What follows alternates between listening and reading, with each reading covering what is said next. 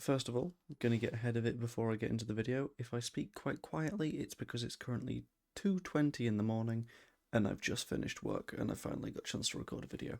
Anyway, Leeds United are in a little bit of a weird situation when it comes to goalkeepers, and various little bits of news have filtered out here and there and absolutely everywhere, which I think is absolutely worth talking about because I think there's a few fun little nuggets to be found here.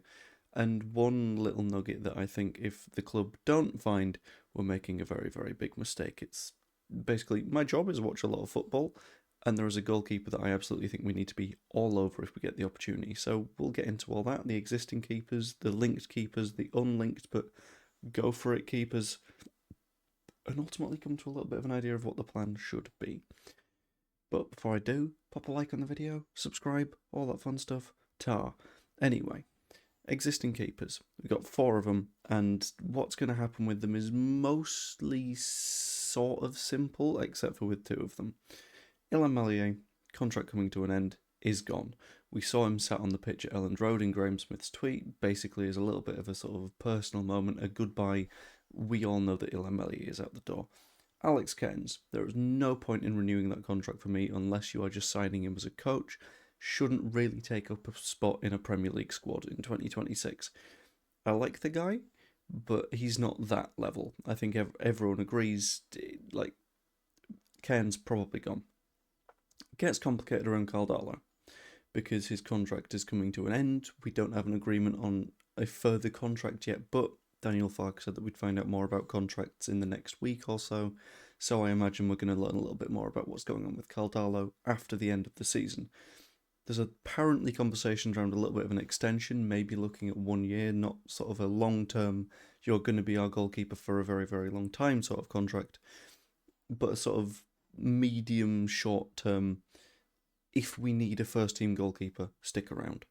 Lucas Perry is also a very complicated conversation because reports are that he could leave if we get a substantial offer, which is completely fair enough.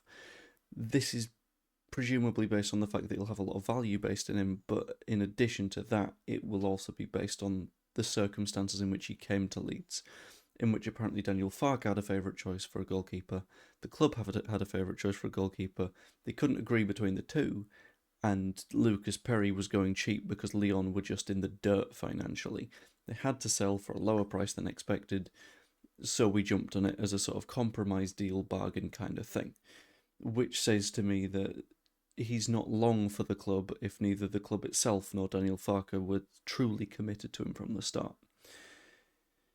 Which means that he'd stick around in the event that we don't sign someone, but if we earn enough money from a sale, then we would probably sign an alternative, and that's where you get to the potential names for alternatives, which are a little bit complex as well, because the situations around these are also sort of tied up in other clubs. First of all, I'm going to get this one out of the way very, very quickly. Everyone will talk about potentially signing James Trafford. James Trafford, probably the best young English goalkeeper at the moment. Completely understand that. Fantastic player. Brilliant stuff. However, slight issue there.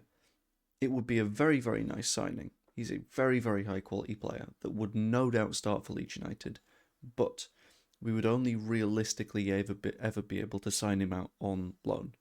And in my opinion, this is just a me thing, but it's also a thing that you see in a lot of clubs. You don't want your starting goalkeeper to be a loanee in the Premier League. You want to sort of build that sort of long-term structure. And if you are loaning someone, sure, you want to have the capability to get them for the long term so you can build that structure. If you've just got James Trafford in, there is a high likelihood that Man City will just loan him out somewhere else next season or make him their first choice whatever moment they decide they want to sell off Donnarumma. Trafford, in my opinion, would be a little bit of a risk from a squad building perspective rather than just a player perspective, and isn't what I would go for. Then you get onto the question of Carl Rushworth, who has also been linked with Leeds United in recent weeks and months, which again, you look at him, you think you're a fantastic goalkeeper. He's rocked the Championship this season, genuinely very, very good stuff. However, things are again a little bit complex, because Coventry signed him on loan, I believe, from Brighton last season, or this season, depends on the way that you want to look at it.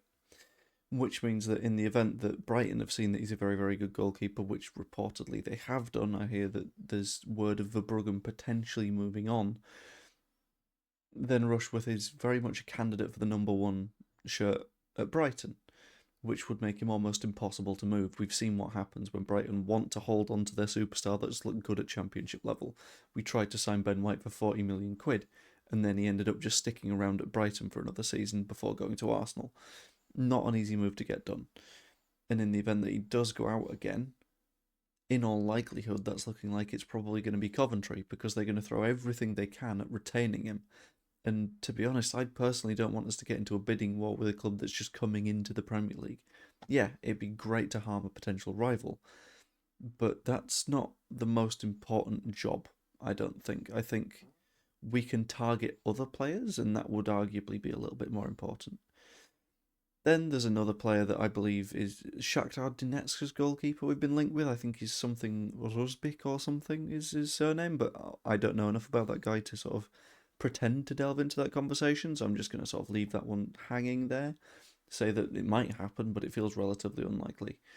But we've got the player that I think we probably are keeping tabs on and is definitely moving because his club are signing another goalkeeper, but is the player that I've watched a few times in my work, and every single time I've gone, you are ridiculously impressive.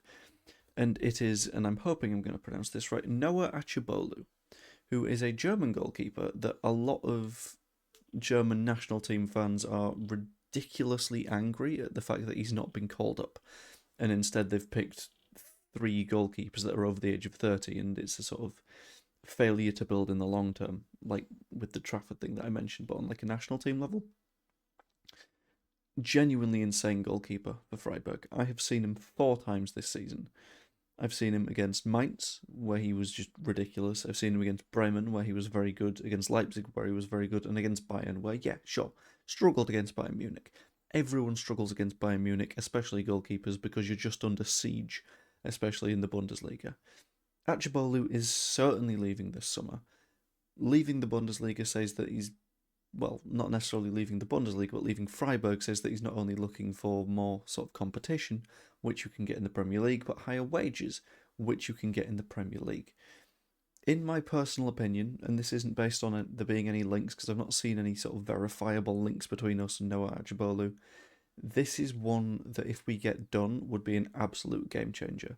The same sort of level as Senna Lamans was linked with various clubs last summer, ended up going to Man United and has looked absolutely ridiculous. Made a couple of errors, sure, but he's been fantastic. Achibolu would be a game changer for us. And sure, I don't know if he'd immediately just snap into being better than Carl Darlow, because it takes time to adjust to a new place. That, I believe, was the issue with Lucas Perry.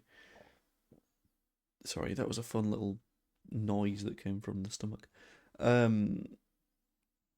in my personal opinion, signing Noah Achibolu would be a real sign of intent. Wouldn't cost a bomb because he's a goalkeeper. That's how that works.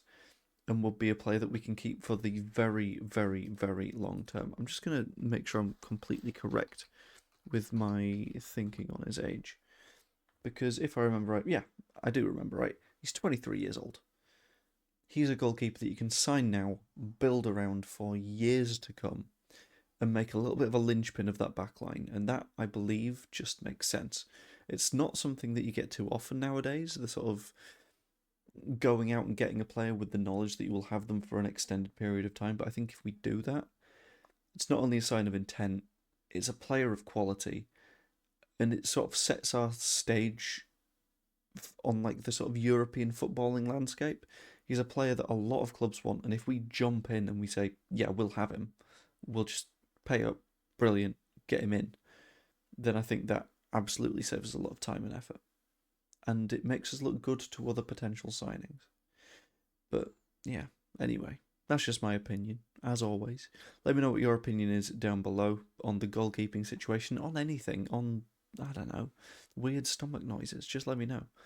Yeah, hope you enjoyed. I will see you later. Toodaloo, mi amigo.